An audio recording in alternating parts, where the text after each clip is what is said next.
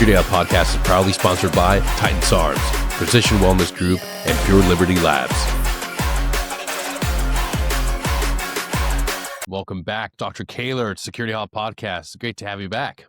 Thanks for having me. I'm so excited to be here again. Yeah, this is awesome. You have a new book out, and I got to bring you back because, as we both of us know, sleep is not just a secondary thing that we need to focus on. It's the primary thing. If we can sleep better, if we can sleep through the night consistently, we can start to feel better. And I mean, I already know so much and have so much to learn, but I find it serendipitous that I'm at this point in my education. I'm studying sleep again in classes that focus on mental health, emotional development. It's intertwined in so much, and it's Sleep fascinating. touches everything. Everything. Yeah. So today, Dr. Kaylor, please give us for those that are joining us now and haven't seen the previous episodes, give us a little background onto your profession and your book. Yeah. Hi, everybody. If you haven't met me before, my name is Dr. Leah Kaylor. I'm a licensed clinical psychologist and a prescribing psychologist, which means that I can write scripts, which is kind of unique for psychologists. Before I got to the FBI, I was at the Memphis VA Medical Center, and that's where everything started with sleep. The sleep rotation was one of the many rotations that I did. And for me, it was extremely eye-opening because I didn't know how many people were struggling with sleep, how many different flavors sleep disruption actually came in. And so while I was there, I got a chance to treat nightmares and helping people with obstructive sleep apnea and insomnia and you name it, sleep avoidance, all kinds of things. And so immediately afterwards, I was picked up as a full-time psychologist for the FBI. And I was brand new. I was talking to my supervisor, and she had asked me, "Okay, Leah, so what's going to be your thing?" And I said, "Well, I just got off of a sleep clinic rotation, and I feel like whenever it comes to mental health, yes, there's some stigma, yes, there's some taboo, but whenever it comes to sleep and having trouble sleeping, people really don't have an issue talking about that. Everybody can relate to having a crappy night's sleep, and it doesn't necessarily mean that there are any mental health issues. Oftentimes they're very connected, as you were just saying, but it could be because you have a new baby. It could be because you have a pet. It could be because you have chronic pain. And, the various different things that could be keeping you up at night are countless. And so I kind of just did this sneaky foot in the door thing of getting people to talk to me about sleep. And then after kind of developing this rapport with them, then getting into some underlying mental health issues that are oftentimes there anyhow. So that's where it all started. I've been doing this for the Bureau now for 6 years. And I just figured I don't have enough hours in the day. I can't reach as many people who need the help that they need. And so I decided to put it all down on paper. And that's what I did. It just came out on October 1st. It's called If Sleep Were a Drug. And I'm very pleased. So we're talking just like a week into the release right now, and it has hit Amazon #1 bestseller for law enforcement and for sleep medicine. So I am very, very pleased. That is awesome. I'm definitely gonna I'm gonna ask for a signed copy. I mean, I got to get something so I can rep to the guys. Of course. Of course, it would be my pleasure. Man, you touched on something that I talk about often, but I made a meme, which is one of the most impactful ways to connect with the community. Yeah. And it was about sleep apnea. And I've joked about it that, it's becoming a thing when you retire out of the military. They hand you a DD-214 and they hand you a sleep apnea machine. So what better way to talk about this? Because I'm going to tag the individual, because it was supposed to be a funny thing.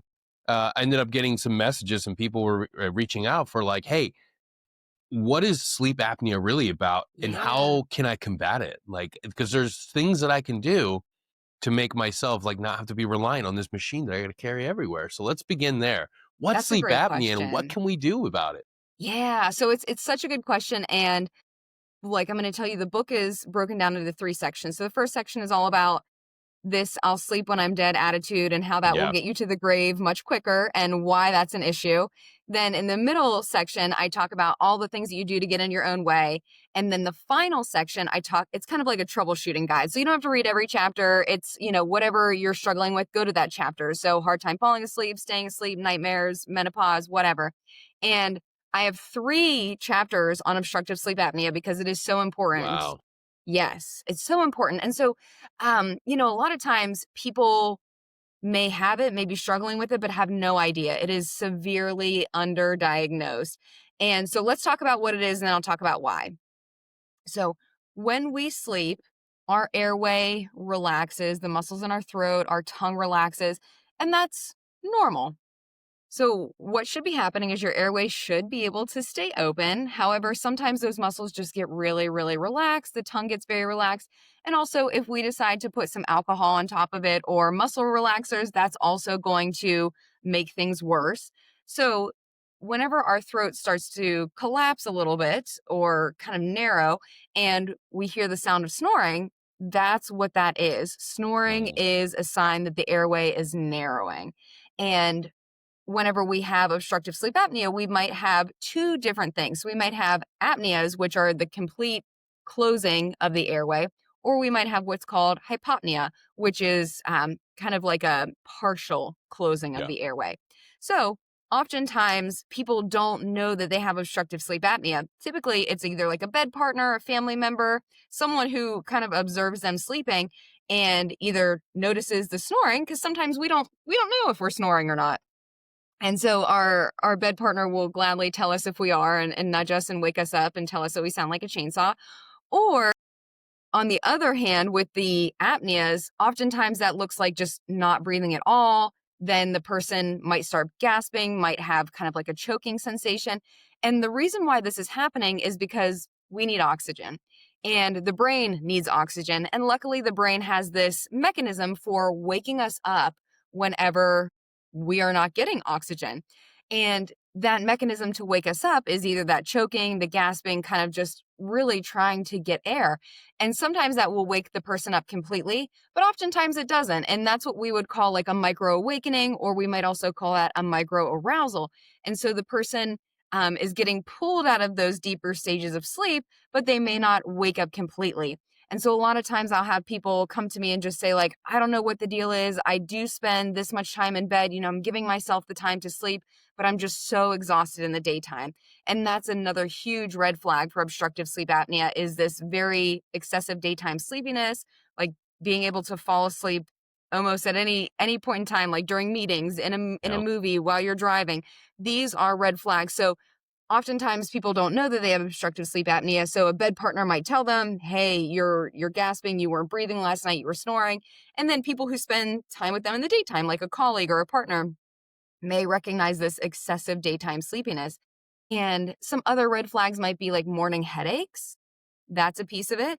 Another piece would be uncontrolled high blood pressure. So high blood pressure that Mm, does not respond well to, yeah, it doesn't respond well to medication. So those are just a few red flags that I would say people need to keep an eye out for obstructive sleep apnea. And it just, some people kind of have the deck stacked against them as far as their like facial anatomy and whatnot. yeah. And then also weight plays a piece into it too. So there are a lot of different factors that come into play, but hopefully that answered your question. Yeah, absolutely. And it's important to understand that there are devices out there. There's mouthpieces. Yes. There are tons of things that we don't readily, like, we just accept. For a vast majority of us, we just accept it and we don't question it and we don't ask how we can overcome it. We just take it as like, oh, I just have to carry this. I mean, look at the airport. Next time you're going to travel anywhere, Yeah. look at the amount of people that are carrying their sleep apnea machine on board with them, and Yes. it's their carry on. It's like, dude, it's so And many. a hot tip is that whenever you have obstructive sleep apnea, you can travel with that and it doesn't count against you for your personal item or your carry on Yep. or your luggage. You have a right, because it's a medical device, as long as it's packed in its own separate container, that you can fly with that as like an additional piece of luggage for no extra Yeah. cost, because that is a medical device. So people need to know that.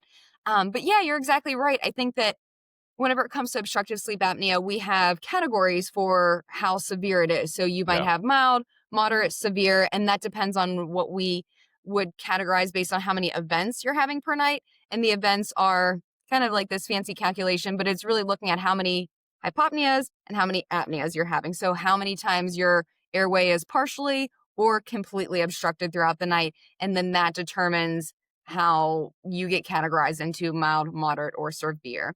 And with that, then there are kind of corresponding treatments. So as we had discussed, someone who has mild obstructive sleep apnea, there are some things that you can do without actually even having a diagnosis, without going to talk to a doctor. And that might look like exercise, it might look like diet, it might look like, because some people do have positional obstructive sleep apnea. So lying on the back is a problem. But for some people, This episode is also brought to you by Precision Wellness Group.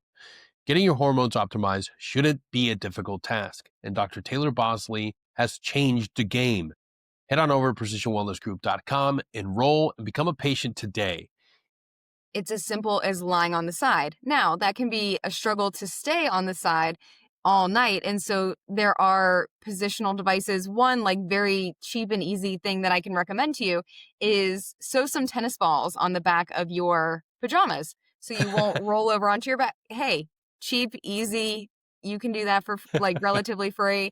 And so that's one way if you have positional obstructive sleep apnea. But also, if you have allergies, it's important to take care of those allergies. If you use alcohol, like we talked about, is only going to make it worse. So cutting or Yeah, eliminating as much as possible. If you're a smoker, that is also only going to kind of be getting in your own way. So considering cutting that out. So those are some things that you can start to do without ever having a diagnosis, that are going to be lifestyle changes that can contribute towards better sleep. yeah. It's important to understand, like, you have a say in this fight. Like, you can Yeah. start doing things. So yeah, always understand and ask questions, man. And a lot of this is found out through a sleep study. So if you're getting out, or if your wife tells you snore really bad, go to your provider, ask for a sleep study.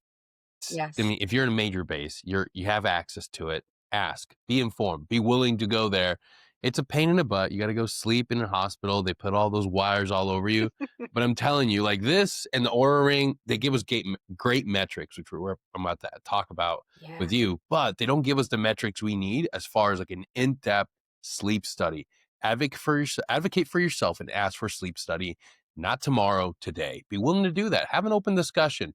Your health matters. We need you in the fight. We need you out there doing your job or the best version of yourself when you start your next chapter in life as you're transitioning. So get that sleep study. It's really important, and it's a no brainer. Plus, talk about your benefits. Everybody's always worrying about how much you're going to make. That's another thing you can go get and have a definitive rating and be better informed. Speaking of sleep studies, Yeah. I have a lot of guys that still don't understand the cycles of sleep and the stages. We Right. grow up thinking that sleep's just sleep. If I get a nap, I'm good. Like, no. Yes. Okay, so I want to add a couple things to the obstructive sleep Yes. apnea Yeah, yeah. conversation, and then we're going to move on to that question. So, one of the things that I want to talk about, and I don't know how many female listeners there are out there, but I do think that this is important. So, before menopause, obstructive sleep apnea is less common in women. Mhm. But whenever women go through menopause, there are changes in estrogen and progesterone that really change airway. They change, Really? yes. So, the two hormones, estrogen and progesterone, impact, yeah, how the airway continues to stay open. It impacts our ability to stay asleep. And so once we go through this life change, the rates of obstructive sleep apnea for women go up very, very high. But it looks very different for women. And so doctors kind of call it this silent epidemic because it looks different. It's not necessarily what we had just described, which is kind of like this quintessential, like, kind of always what you think of. For women, it may look very different. And so it may be even harder to get that accurate diagnosis. So for those of you who may be listening after menopause, you're thinking like, oh my gosh, my sleep has gone off the rails. I always used to be a good sleeper. I don't know what the deal is. Again, advocate for yourself and go have a sleep study. And also too, maybe it is obstructive sleep apnea, maybe it's not.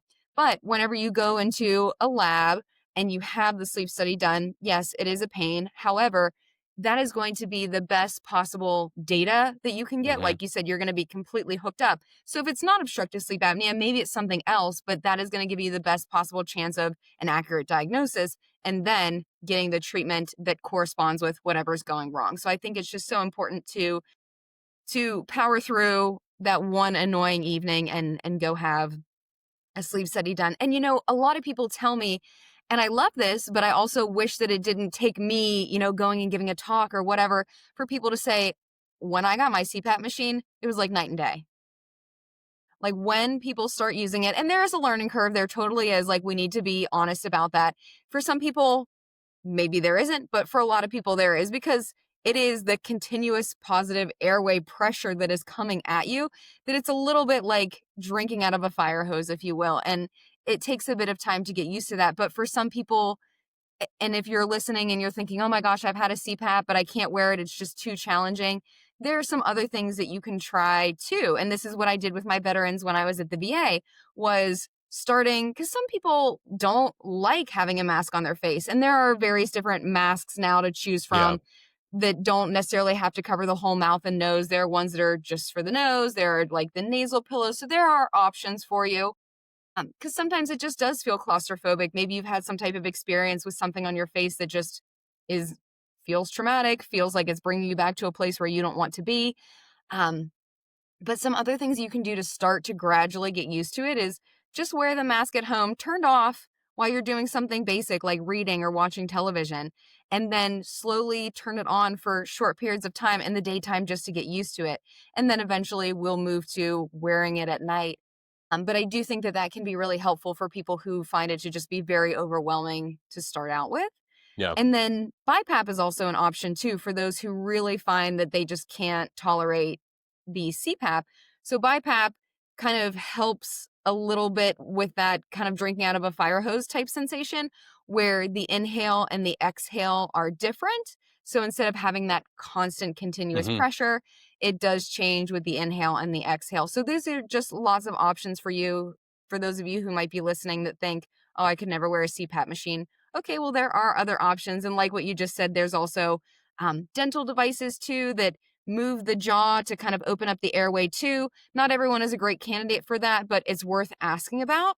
And then there's also ones that are called tongue retaining that kind of act like a suction cup for the tongue and hold it forward and keeps the airway open that way. So there are lots of options. I wrote a whole chapter on it, so you can go check it out. Yeah. I love it. Yeah, it's easy to think that it only affects men because that's Yes. 90% of the optics and metrics when you walk into a, I think maybe guys are just okay with carrying a CPAP machine out in the open. Yeah. Yeah, it's not as common to see it, uh, even in culture. Like, we see it in movies where it's always the guy, the heavy set guy with a CPAP Yes. machine, not the fit, airborne ranger that is having to wear a CPAP machine at night. Well, and I think it's important that we have this conversation, right? Like you earlier had alluded to the Whoop, and I recently spoke to someone without giving away too much information, and they have a Whoop and they wear it and they connect it to their doctor's office, so it automatically sends all the information to their doctor. No way. Yeah, yeah, and, his doctor contacted him and said, "Hey, like, I think that we need to have a sleep study done." And again, this person's very young, very fit, and the doctor noticed this, they sent him for a sleep study, and it turns out that he does have obstructive sleep apnea, so it's just, you're not your the person that you think of automatically in your mind. This person's young, they're very fit, they're not overweight, and so, yeah, we need to kind of get over that portrayal that is this quintessential person, because it's really not. And Oh, no, there's a great study out, I'm spacing, who put it out there, but they studied, sleep apnea within the military, within mhm, SOF. It's not who you think. It's not the guy that's 400 pounds. Like, yes, maybe that individual does have sleep apnea. they probably do too. Yeah, but it's across the board. We're seeing it more and more in Mhm, younger and within our even our most elite units, we're seeing guys with sleep apnea. Like, if you're in a right. team room, you've been out on a field training exercise, the guys that snore. It's like, Yeah, and we talk about sleep deprivation, and we know how detrimental that is to the brain, to the body, to like literally every system.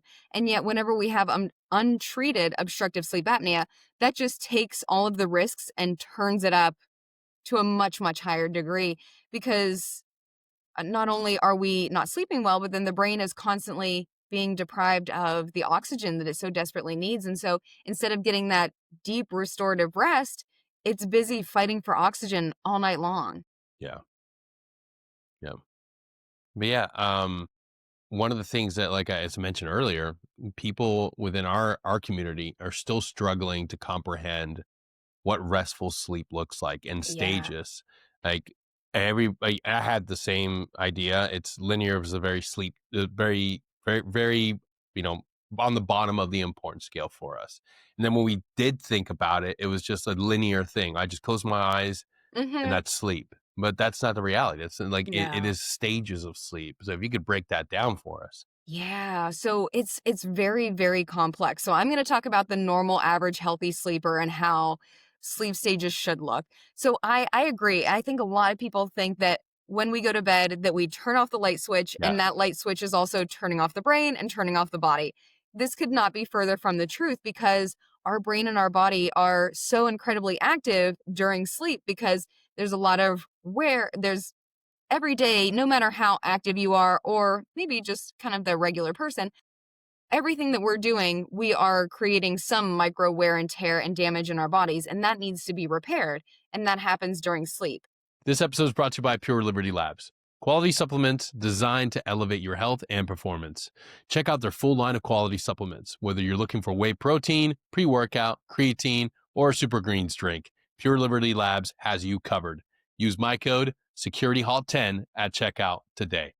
So, we're going to start off our evening by someone who is awake. Maybe they're sitting on the couch, or maybe they're sitting in bed. Maybe they're watching a television show and they're starting to feel sleepy. I like to call this the wave of sleepiness. Technically, this is just called like light sleep stage one. And this is where your eyes are starting to get heavy. You're starting to have some of those head nods. You could Yeah. be woken up very easily by sounds in the room. Maybe you're like, I wasn't sleeping. You know, that's Oh, what that yeah. like wave of sleepiness feels like and looks like.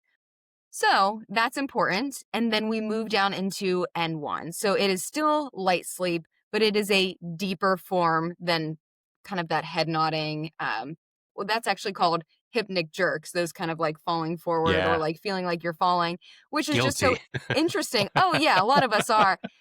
And it's interesting, right? Whenever we call it like falling asleep, Yeah. that like falling sensation. So, anyways, I kind of like that little fun Yeah. sleep fact. We, I'm a nerd like that. we have some very derogatory terms for the guys that are that fall into any moment you get in a vehicle, I'm guilty of it. Like if I'm not Yeah. driving or TZ is just you immediately start being it. It's just the roar of the engine just lulls you right to sleep. You just start nodding off. Yes. So that would be stage one. And then we're dropping into stage two, light sleep. And a lot of people nowadays, as you talked about, like have an aura or a whoop or this or that. And, I just got this question just over the weekend. People will ask me or get frustrated saying, oh my gosh, well, I'm spending so much time in light sleep. Okay. Don't get upset about it because you need to be cycling through light sleep, deep sleep, and REM sleep throughout the night. And they all have very important jobs. All of the jobs kind of build upon each other. They all kind of overlap. So there are some things that happen in each of them, but they all help each other and it's all very important. So you might even be spending up to 50% of your night in light sleep throughout the night, like as a total. And so people get very upset about that and they want to know how they can improve. But no, that's part of cycling through the sleep stages. So after light sleep, again, a normal, average, healthy sleeper, we should be dropping down into deep sleep. To make it very simple, I like to think about deep sleep as important for the body. It does tons of different functions, but I like to just simplify it as deep sleep is very important for the body. REM sleep is very, very important for our cognitive functioning and our mental health functioning. Again, that's super simplistic. Deep sleep. This is the time when your muscles should start to relax. This is the time when your blood pressure should go down. When your blood pressure goes down, it gives your blood vessels a rest. This is called nocturnal dipping. This should also give your heart a rest, which is very, very important. And this is the time, if you have not eaten too close to bed, this is also the time where each of your organs should have a scheduled rest break. Because think about our day. We're probably eating and drinking most of the day throughout the day. And because we're doing that, our organs are constantly working to break down whatever it is that we've put in there to get those nutrients where they need to go. So if you haven't eaten too close to bed, 2 to 3-ish hours before bed, this should be the time where each of your organs have the opportunity to take that scheduled rest break and to do that very important like damage control that we've kind of asked it to work through all day long. So that another way that I like to think about deep sleep is I imagine most people do this. I put my phone on charge when I go to bed. I leave it on charge all night long. And then when I wake up, I can basically guarantee that I'm going to have 100% battery on my phone and I know it's going to last all day long. And that's the way that I like to think about deep sleep is that it's very important for our energy restoration to have the energy that we need the following day. So Yeah. that is kind of in a nutshell what's happening with deep sleep. And we get the biggest chunk of deep sleep at the very beginning of our night. So as you are falling asleep, you're moving through the light sleep, the deeper light sleep, and then you're moving into deep sleep and you're going to get that biggest chunk. But then we're going to move up into REM. And REM stands for rapid eye movement. And the way that we can tell someone is in REM when their eyes are closed, their pupils are darting back and forth. So if you're watching someone sleep, as creepy as that is, you could see when they are in REM sleep. One really cool thing, and just like again, like a side little fun fact, if you woke someone up during REM sleep, they could tell you exactly what it is that they were dreaming about, Oh, which is just very cool. Yeah, it's very interesting. So, as I mentioned, I like to think of REM sleep as very important for the brain and just our emotional health. So, a few things that are happening there are we are busy kind of going through because a lot of times the brain doesn't like whenever things are left yeah. open ended. It likes to complete things, it likes to check things off its to do list. I imagine that most of us fall into that category. The brain doesn't like open ended things. So at night, it's busy trying to solve problems that we couldn't solve in the daytime. And this is sometimes when we wake up with that like aha moment of kind of like these innovative or unique or different like things that we maybe didn't think of in the daytime and we're like, "Oh, you just, like, wake up with the solution." That is a thank you to REM sleep for allowing us to do this because it's having the creativity and the innovation of REM sleep, but it's also tapping into the memories and the existing neural networks that we have. So it's kind of looping these things together and helping us solve the problems that we couldn't solve I'm during so our glad you wakefulness. tapped into that. Yes. And I want to pause and reflect on that because some of the oldest and most sound advice that you will read, in a lot of days, has been brought to the forefront because Stoicism. People are always talking about the Stoics. People are like Ryan Holiday. I need to read more about the Stoics. And you hear these phrases and these ideas of like going on a walk. If you're going through a problem, go on a walk. Or you always heard from like your grandparents or maybe even your parents. Okay, you're going through something, go to bed. Go get some good Yeah. sleep. You'll Sleep it figure it off. out. Yeah. Go Sleep go on it. get some sleep. But the problem and I see it with, solo entrepreneurs, guys that have these big dreams, big ambitions. I have it too.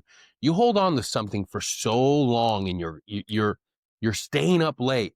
Even if you're in school, you do this. I know you do Mhm. this because I was doing it. You're worried about something and rather than giving it up and saying, I can't solve it right now, I'm going to let it go. I'm going to go get some sleep. Every sound piece of advice you've heard throughout your entire life when it comes to crunch time for a test or something that's difficult in your life, everybody always says the same thing, but you never listen to it. Let it go to sleep, get some Yeah. rest. It is far better to get rest than crunch, worry, or stay up Yes. thinking that you're going to solve that problem. And the reality is, you're already at the cusp of solving it. You just need to go to sleep to Mhm. allow yourself to surrender. And it's the most, like I said, it's all throughout Stoicism and even in the Bible, it's all throughout. But you've been learning your entire life is let go of things, but we don't, and we sacrifice sleep, which is so We do. counterintuitive. Like it's yeah, And there are some very great minds in history. I think that I want to say Benjamin Franklin is one of them that would purposefully, and that this is kind of like again like another like sleep fun fact sidebar that would fall asleep but have metal balls in their hand and have like a pot or like a metal pan beside them, and when they would fall asleep their hand would relax, the metal balls would drop, and then they would drop into the pan. And so that was some of our early forefathers trying to capitalize on this dream, this sleep, and like all the tools that we have available to us then. So I'm not sure how incredibly effective that is, but it's just interesting to think how long ago people were already trying to tap into that. yeah, Yeah. absolutely, yeah. Yeah. It's sometimes you need to understand the breakthrough is going to come when you stop thinking about something and just let yourself be. Yeah. Like our brain's incredibly powerful. We know more about outer space than we do about the cognitive process and how Mhm. much happens that we're Yes. not in control of. So yeah. Yeah. Yeah. The brain is so cool and it's so mysterious and there's still so much that we have to learn.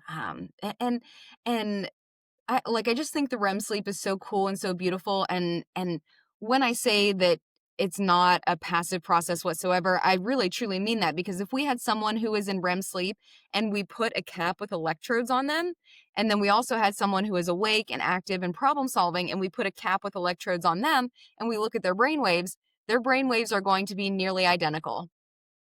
They're going to be very hard to tell the Fascinating. difference between the two. Yeah. Yeah, that Incredible. blows my mind. We tend to think that sleep, everything shuts down Mhm. and nothing's occurring, but like we touched on the previous episode, it's the only time your brain has time to execute these complex things, like get rid of its waste. Yes. The process of getting and everybody's like, oh, the brain is just a brain, it doesn't have to do anything. I'm like, no, it's an incredible. It's like any other high Machine. performance machine. Yeah, It is a yeah, machine. yeah. Yeah, yeah, and one of the other pieces too that I think is really, well, let me say this, keep, like, a little journal or a little notebook or at least, like, a sticky note next to your bed, so when you have these brilliant ideas in the middle of the night, write them down. I don't recommend going to the phone, because then you're gonna expose The yourself to light. blue light, and then, Yeah, you're gonna go down a rabbit hole, and it'll be morning before you know it, but keep keep some paper and pencil right next to your bed and write down those ideas. Maybe the next morning they make complete sense to you, maybe they don't, but nonetheless, then the brain can relax a little bit too, knowing that you've captured that somewhere and that you can come back to it. yeah, Yeah. absolutely. This episode is brought to you by Titan SARMS. Head on over to titansarms.com and buy a stack today. Use my code CDenny10 to get your first stack. I recommend the Lean Stack too. Start living your best life. Titan SARMS. No junk, no bullshit, just results. We have to touch into, you know, the correlation between sleep and mental health. Yes. There's a big Yes. thing. A lot of us have experienced sleep deprivation, whether it's in a training environment, shout out to SEER school, you got to get Mhm. intimate with not getting sleep, Mhm. or in real combat operations. You understand that it gets to be a fine line between, the sanity. Like you can go without sleep to a certain point before things get crazy on you. Yes. And insomnia is something that affects a vast majority of our population. But what people still don't understand is that affects your mental well-being on the long run. 100%. Yeah. Yes. Yes, and I'm glad that you're mentioning that now, because that goes hand in hand with REM. So I like to say that sleep has a lot of vicious cycles, where if you're not sleeping well, your mental health will be poor. If your mental health is poor, you're probably not sleeping well. So it just kind of is this, like, chicken and the egg cycle that Yeah. just keeps going until we do something about it. But one super cool thing about REM, when we give our body the chance to get enough sleep and to get into REM, is that the brain kind of acts like this very skilled mental health professional. And this is the time, again, normal, average, healthy sleeper, this is the only time when your brain levels of noradrenaline, basically adrenaline in the brain, should be nearly at zero. Mm. Very cool. And the reason why this happens is that that is the time where the brain brings up things that may be painful, traumatic, upsetting, triggering, for us to work through them. And that happens during REM sleep dreaming, whether we're dreaming about the event or like associated pieces or themes. And it makes it takes away some of that emotional sting. And then the next morning when we wake up, it makes it a little bit easier to deal with and to handle. And so when we're either not giving ourselves enough time to sleep, which I'll talk about that next, or if we're not able to get into REM, alcohol is a huge REM suppressor. Huge REM suppressor. So, or if we just don't have the skills to bring our adrenaline, our cortisol, and our noradrenaline down enough, that's oftentimes where we end up with nightmares, where the brain is trying to process something. Yes, the light bulb just went off for Hooray. you. No, Yes. we haven't, that's something we didn't touch on last time. And that's something that, you know, we, we deal with sleep, issues, but one of the things that guys don't talk about is night terrors. Mhm. Vast majority of guys from our generation and previous generations in the military, one of the big issues with sleep is that they punch out, they move, they kick, and they react to something that they're dealing with. So the nightmare thing, like, we got to dive into that. Like, what's going Yeah. on there? Yeah, so, one other interesting thing that should be happening, because there's a difference between nightmares and night terrors. There's a chapter Okay. on both. Oh, Yes. So, one of the things that should be happening during REM, normal, average, healthy sleeper, mhm. is what's called REM atonia, and that is when you are nearly paralyzed. And other than, obviously your circulatory Yeah. system, your pulmonary system, your eyes are still going back and forth. That's how we know you're in REM. But otherwise, everything else should be paralyzed. And that is a protective mechanism so you don't act out your dreams. So you don't try and Superman out of a second story window or something. That Sleep is a protective. paralysis. Well, and sleep paralysis comes out of that. So Yeah. sleep paralysis is basically those chemicals have not fully metabolized and moved their way out of the body. So you're starting to wake up, but the body is a little bit delayed. And so there's this mismatch. So you're partially in dreamland, you're partially awake. And that's also where we may see things, feel things, these like hallucinations, these sensations. And it's very scary because we are still in this paralyzed situation. Yes. And it may feel like it goes on for a long time. Honestly, it normally just lasts a few seconds until it fully shakes off. But that is what sleep paralysis is that REM atonia hasn't fully shaken off yet. Yeah. Yeah. Oh man. Yeah. Fascinating, right? That's insane. Yeah. Yeah. Yeah. Yeah. I love So that. when people are experiencing, so when things go off the rails and you are acting out your dreams, that's something called REM sleep behavior disorder. But so that's one piece. And then you also talked about night terrors.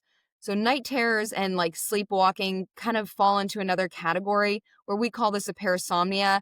And it's kind of where, and this is interesting whenever you are either sleepwalking or having a night terror. This actually doesn't happen during REM. This happens more so when you're kind of stuck between deep sleep and like wakefulness. So it's the brain is trying to move through the different stages, but it kind of gets stuck in like the 13th floor. And this weird thing happens where some controls are still on, like motor control. You can still move, you can walk around, you can go like put a pillow in the oven, like weird stuff. But your like thinking brain isn't online. And so it's this weird, like things are stuck. And one of the reasons why this happens is people just having very erratic sleep schedules, not having good stress management. Alcohol can also contribute to it. So there are several different factors that can contribute to people kind of getting stuck between this deep sleep and wakefulness Yeah. and having this motor movement. Well, let me ask you Um, this, because one of the yeah. things that we've dealt with is Ambien bringing about Yes. these Let's talk about episodes Ambien. of Yes. individuals, because you get prescribed Provigil Mm-hmm. to stay up, Mm-hmm. and then you get prescribed Ambien so that you can go to sleep. Yes. And we think that's restful sleep, but one thing that has become part of the culture now is videos and Mm-hmm. teammates watching individuals wake up, do erratic things, but they're Yes. not awake. They're not actually awake. What's going Yeah. on with that? Yeah. So, a lot of people, and I'm lucky enough to have the education to be a prescriber, so we can talk about this. And I do have the ability to write prescriptions for things like Ambien, and I very try very, very hard not to. I think so far in my career, I have yet to, and I feel strongly about that because I think that good sleep happens from lifestyle changes, Yeah, environmental changes, reading the book and putting things into practice, getting a wind down routine, doing stress management techniques. That's how you get good sleep, or having a sleep study, getting a CPAP, like doing the things that you need to do. And in the chapter, I call it "There's no magic pill" because that's what people want, and people will ask me for that. And yeah, I do a lot of psychoeducation around. You may think that you want this, but let me just give you the cold hard truth. And when we talk about Ambien or its other like family members, which are like Lunesta and Sonata. They're called the Z drugs. They're not benzodiazepines, but they're very similar to benzodiazepines. And so, what happens with this particular type of drug, and I think it's so important that people need to know this, is that it has a black box warning. It has a black box warning, and that is the most dangerous warning that the FDA can yes, give out. It's very important. They're very selective about which medications get this. And the reason why it has this is for two separate reasons. One, anterograde amnesia, which means you take the pill, you wake up the next morning, No memory for that period of time. That is very dangerous. The other reason why it has a black box warning is for sleep like behavior, sleep movement. So not everyone will experience this, but you could. And so you have no memory of this time, but you may also walk around. Like I said, maybe you try and put a pillow in the oven and bake a cake. You may get into your car and you go through the drive-through. Lots of things can potentially happen, and that's why it's so dangerous, especially, you're talking about people watching others and videotaping them. And, there's a funny element to it, but it's also extremely dangerous, especially for those Yes. folks who live alone, who sleep alone, because you may not have any indications or clues that you have done this. And it's very possible that you have. And, it's funny whenever we see it in the movies or anecdotes, but it can lead to very, very dangerous situations. And so Yes. we don't want to underplay and laugh it off, because if this is, especially as me as a prescriber, if someone has this, we will prescribe this no more. You have to stop taking this. This is too dangerous, too risky to allow you to continue to have this. And so it's just something that people need to know about, that there's no magic pill, and this really truly does happen to people, and it can Yeah. be very scary and very dangerous. I'm so glad you brought that up because that's one of the things that was never brought up to us. Just like many other I mean, the mefloquine, uh, there's so many prescribed meds that are given to us throughout our military career, and nobody ever tells you like, hey, it has a black label warning that you need to be cautious about X, Y, and Z.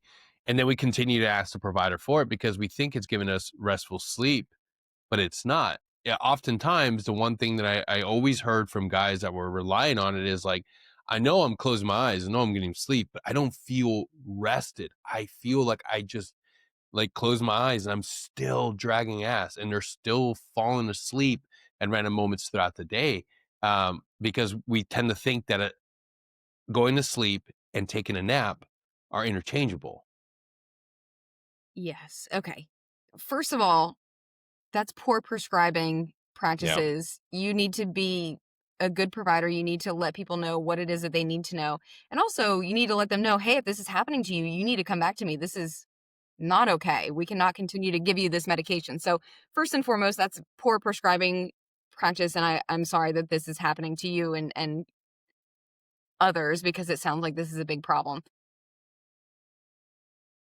So there's some theories, and this is theories, that because of the amnestic effects and not having much memory, that people may continue to be sleeping just as poorly, but maybe don't have as much memory for it. So Mm, they think that they feel that they might be sleeping better. Also, the placebo effect is a very strong effect as well, yes, with absolutely. and Ambien and Lunesta and Sonata, like, very much, there's songs about it, take yourself an Ambien. So, I think that there's a lot going on that we need to talk about whenever it comes to medication. And yes, the placebo effect is very, very strong. So, those are a few things that I want to say about that.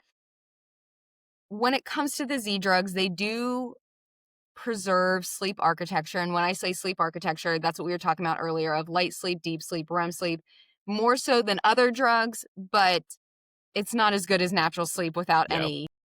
any additives. But I want to go back to our sleep architecture for a minute, because I didn't fully close that out. Yeah, So absolutely. we've got the light sleep, we move down into deep sleep, we move up into REM sleep. That is one sleep cycle. Normally takes 50 to 90 minutes. You should, normal average healthy sleeper, if you're giving yourself enough time, adults, that should be 7 to 9 hours per night. You should be going through 4 to 5 sleep cycles per night. So you're getting your Okay. biggest chunk of deep sleep in the early night when you're falling asleep, and you're getting your biggest chunk of REM sleep in the hours before your alarm clock goes off. It is also normal to wake up briefly throughout the night. Maybe you need to use the restroom, maybe you need to toss your pillow off, maybe you need more covers. That is normal. You should be able to fall back asleep relatively quickly. What's not normal is being awake for extended periods of time throughout the night. So I just want to tell you what the sleep architecture looks like. But whenever we are not giving ourselves the opportunity to rest, or when we're getting in our own way, and this is this is very, very normal, right? Like I say this all the time. I don't have enough hours in the day. And I imagine that everyone can relate to that, saying that very frequently. And so how do we find time for work, for family, for personal time, just for me time? And oftentimes what we do is we push off sleep. I tell Yep. people who come to my lectures that, whether you realize it or not, you're a magician because you make those extra hours appear. And people kind of look at me like, what the hell is she talking about? It's because you either decide to stay up later or you decide, I'll just set my alarm clock for earlier. And this becomes very problematic because, as I mentioned, you get the biggest chunk of that deep, restorative, physically restorative sleep at the very beginning of the night. So if you decide, oh, well, I'm just going to stay up, I have to see the season finale. Well, there goes a huge chunk of your deep sleep. So, Hmm. you decide what's important. And then if you decide, okay, I need to meet this deadline, I have to finish the kids' science fair project. Well, then if you decide to set your alarm, we'll just say like an hour earlier, you're cutting out a huge chunk of REM sleep. And again, that's very important for our emotions, for us to kind of just be able to interact with other people and not snap on them. So that is, either way you slice it, we're doing ourselves a disservice. And I think it's so important for people to know that the sleep cycle will continue to carry on. If you missed out, you missed out. Yeah. Yeah. Yeah. And it's one thing that if you're struggling right now, just understand, like, dude, I've been there. You don't want to lose hope. That's one of the first things I want you to understand. Like, if you're currently dealing with insomnia or sleep issues, don't look at it as a hopeless fight. There's things you can do and things you have more control of this than you think, Yeah. which is why I want to dive into all the things that you can do in your control to optimize your home, optimize your sleep environment, your bedroom.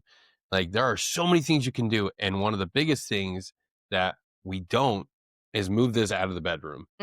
Like, Mhm. that those are, Yes. and I get it, I get it. The last thing I do is make sure I don't have any weird missed calls, and then it stays right there, but then I know I'm gonna get messages and emails in that screen.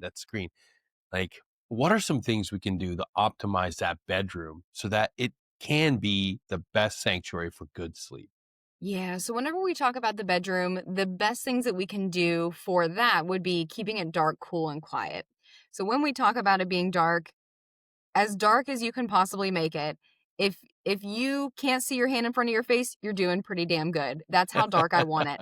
And, that's going to be a challenge for some people, but, that's why I put this all down in a book. There's a whole entire chapter about it about, maybe we get blackout curtains. Sometimes those aren't good enough though. I've had that before, and maybe you can get some blackout films for Mhm. underneath of those. Sometimes there's that like pesky light that's kind of like throughout the sides. So you might get some like double stick Velcro to try and fix that. Um, you know, you may have like a gap underneath your door. You could get kind of like one of those draft stoppers, or you could like roll up a towel, different things like that to kind of get rid Mhm. of as much light as possible. Again, any electronics that you can take out of the bedroom, I highly recommend it. And then other things that have small lights, I recommend going around and putting like little stickers or like electrical tape on them just to make it as dark as you possibly can. Another thing we need to talk about is making it cool. So, the research tells us, and everyone's going to have their own personal preferences. I hear this all the time, but the research tells us low 60s is ideal for sleep. And the reason why is that our body temperature, one of the ways that our body tells us, and there are many ways that it's time to fall asleep, is that our internal body temperature should drop 1 to 2 degrees Fahrenheit. And that is one of the signals that tells our brain and our body it's time to fall asleep. So, if you're sleeping in a room that's really hot, if you've got lots of blankets, not to say that you couldn't do that, but you need to support this because there's lots of research out there to show that people fall asleep better whenever Mhm. their room is cool, and then they stay asleep better whenever they're able to keep their body cool. And, I encourage people to just do some experimentation with this. I know, I'll do lectures all the time and somebody else has their bed partner with them. And then there's almost every Yeah. single time there's, this temperature war, if you will, of, one likes it really hot, one likes it really cool. One thing that I'll share, and this is a pricey investment, but I'm sure that there are others on the market now. I'm not sponsored. I wish I was. 8 Sleep, I have one of those. And The one that I have, I think, is the 3. I think it's the 8 Sleep Mhm. Pod, and what it is, you can use your existing mattress, and it looks like a fancy fitted sheet that goes over top of your mattress, and then it comes with something that looks like an old school computer tower. You fill it with water, like, every 3 months, and it circulates water throughout, but it can cool the bed all the way down to Mm. 55 degrees, and it can heat it all the way up to 110. Wow. So one of the really cool things and what really sold me is after a couple weeks it learns you. So it has this autopilot mode where it can kind of sense the temperature in your environment, sense the temperature of you, and then make adjustments throughout the night to try and keep you asleep longer. Wow. Yeah. But one really cool thing is if you share your bed with a bed partner, it can have autopilot on each side.